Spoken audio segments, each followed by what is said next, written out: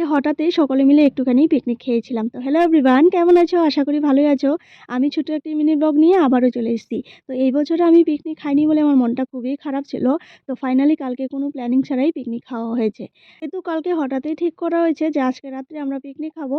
তো তখনই আমরা কাটাকুটিতে লেগে পড়েছি। আর এখানে রসুন, পেঁয়াজ সমস্ত কিছু বাটা হয়ে গেছে, কাটাকুটি হয়ে গেছে। আর আমি কাটাকুটি করে দিয়েছি, মামি এদিকে রান্না বসিয়ে দিয়েছে। আর ঘরে হচ্ছে পোলাও। যেহেতু বাইরে পোলাও হয়নি, কারণ চুলাতে যদি নষ্ট হয়ে যায় সেটা ভেবেই আর কি গ্যাসে পোলাওটা করেছে। আর মামি এদিকে মাংস বসিয়ে দিয়েছে। আর কষা কষা মাংস খেতে যা দারুণ লাগছিল না, এইভাবে আগুনের পাশে বসে।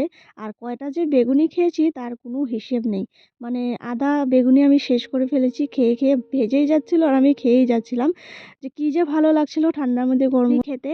তো যাই হোক, রান্নাবাড়া কমপ্লিট, এবার সকলকে খেতে দেওয়ার পালা। তো সকলকে খেতে দিয়ে দিয়েছে। আর চলো মেনুগুলো একটুখানি বলে দিই।